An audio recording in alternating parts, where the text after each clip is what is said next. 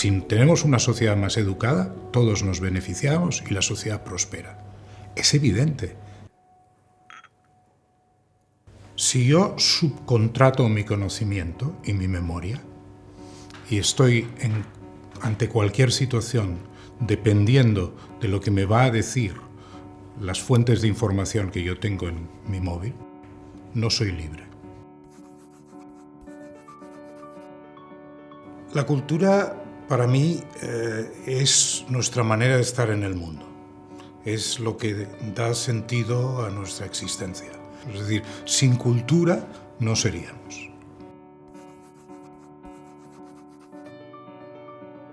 Los seres humanos, como especie, no hubiéramos sobrevivido en el planeta sin cultura.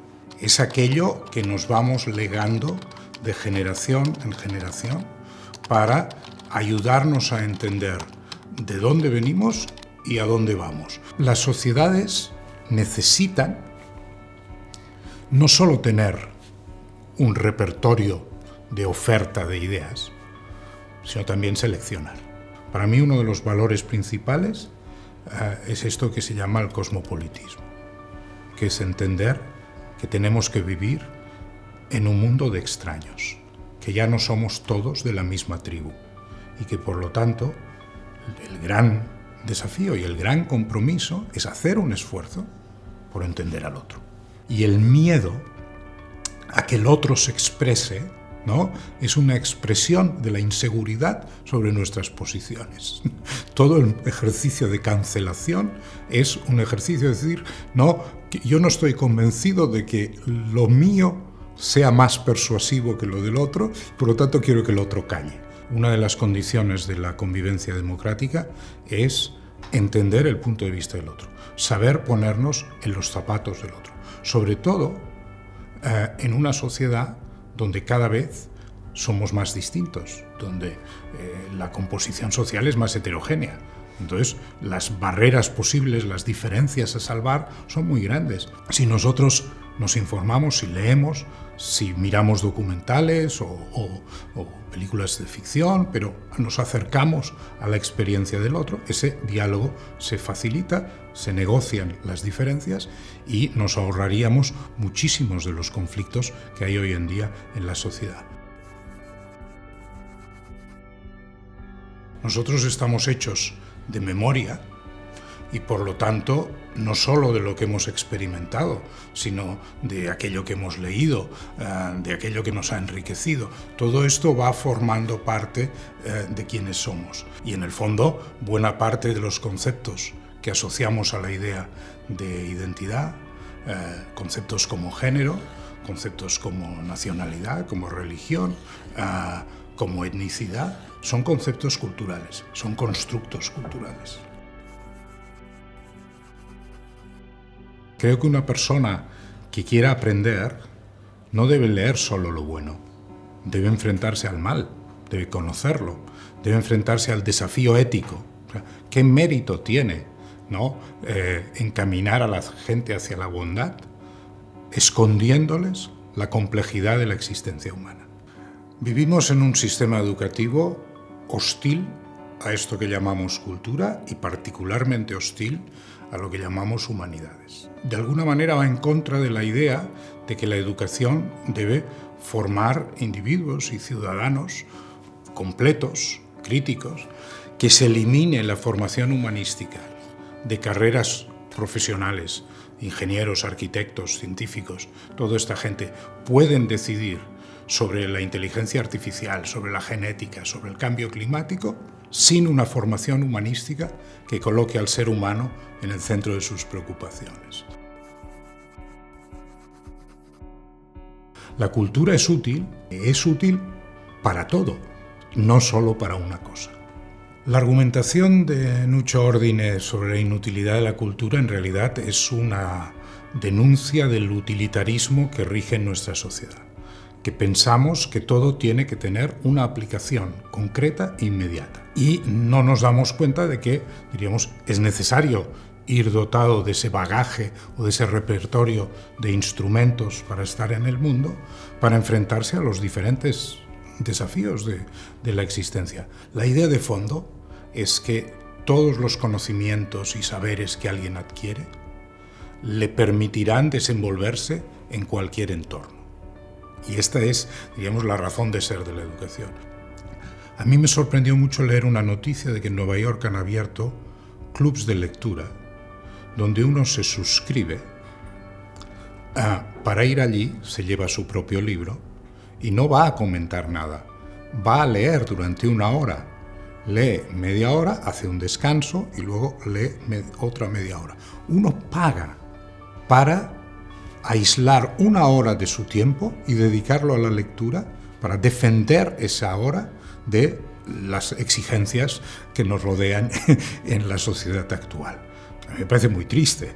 El problema no es si se lee o no se lee, sino cómo se lee, que tiene que ver con las distracciones, que tiene que ver con el tiempo. La lectura es un elemento esencial para el ser humano, porque de lo que estamos hablando es que nos tenemos que alimentar de aquello que otros seres humanos aprendieron antes que nosotros.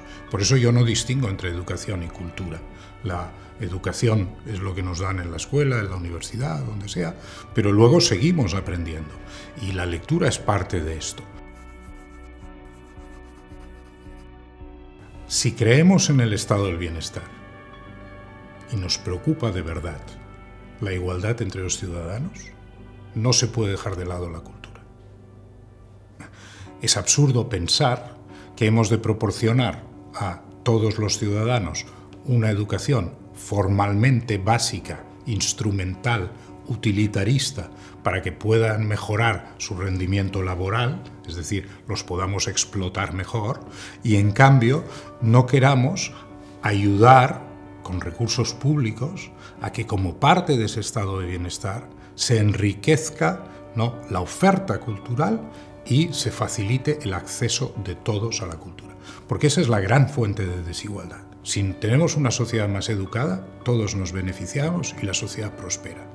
Es evidente que una sociedad más culta, para decirlo de una manera, beneficia al conjunto y trae prosperidad y bienestar a una sociedad. Sí.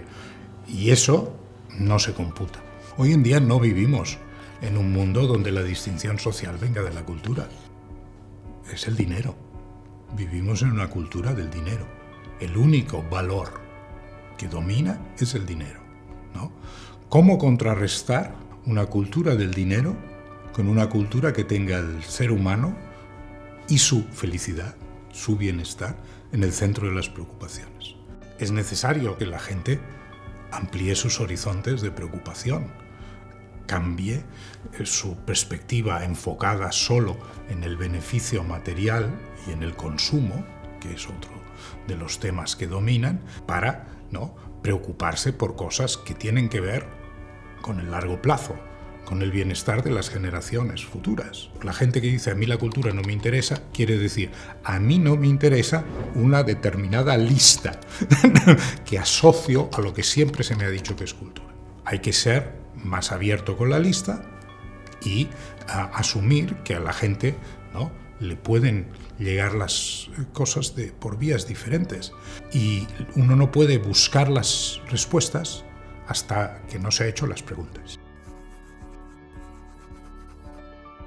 Imaginar un horizonte utópico, eso es fundamentalmente un tema cultural, es decir, eso hay que construirlo mediante relatos, mediante discursos, mediante formas de explicación del mundo que ayuden a la gente a situarse no solo en el presente, sino ante una perspectiva de futuro.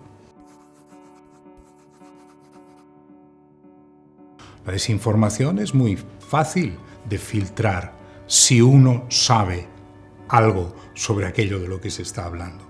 No es tan fácil caer en muchos de esos engaños. En la medida en que renunciamos a ese cultivo personal que nos da los instrumentos para leer críticamente el entorno, perdemos libertad. Nuestra libertad está sometida a muchas limitaciones, pero son muchas más si estamos supeditados a que sean los demás los que nos dicten qué es lo que podemos saber, qué es lo que podemos pensar, qué opiniones debemos seguir. ¿Por qué me he de dejar influir en las decisiones sobre mi vida como ser humano por una máquina que no tiene la experiencia de ser humano?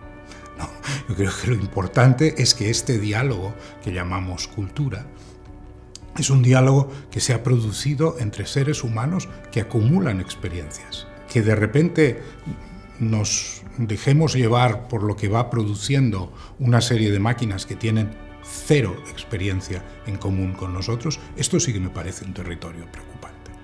Somos lenguaje. Nuestra manera de entender el mundo es el lenguaje. Tenemos que a la vez reconocer que estas formas de comunicación digital nos cambiarán como sujetos. Habilidades que teníamos las iremos perdiendo.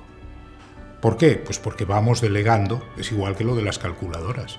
Da igual lo que nos enseñen en el colegio. Salimos del colegio y no volvemos a hacer un cálculo a mano.